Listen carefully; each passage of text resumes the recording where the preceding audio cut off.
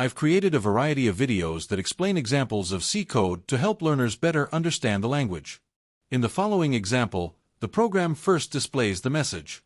Welcome, space traveler. What's your name, brave explorer? It then waits for the user to enter their name and press enter. After receiving the input, the program responds with, Awesome to meet you, Captain, name. Ready for liftoff. This interaction demonstrates how to use input and output functions in C to create a simple, engaging user experience. This line tells the compiler to include the standard input-output header file, which provides functions like printf and scanf_s used for input and output operations.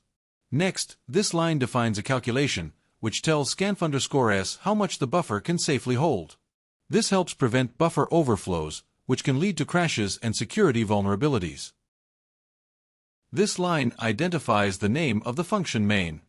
The return type indicates the function returns an integer to the operating system. Two empty parentheses follow the function name. Sometimes there may be items in these parentheses. The curly brackets or braces enclose the function. Everything between them is part of function main. These define the beginning and end of the main function's body. This C language statement sets aside storage for a string of text. As many as 20 characters can be typed into the string variable location named me. This line tells the compiler to execute the printf function.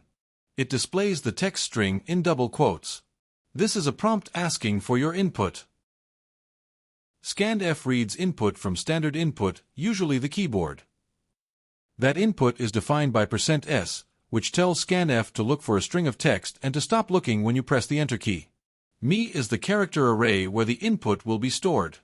As mentioned earlier, this tells scanf how many characters the buffer can hold, which helps prevent buffer overflows. This final instruction tells the compiler to execute the printf function. The text in quotes is displayed, but printf spies the %s in those quotes. The %s is blank and needs something to fill in the blank, and a string of text is what it is looking for. The string used is the contents of the me variable.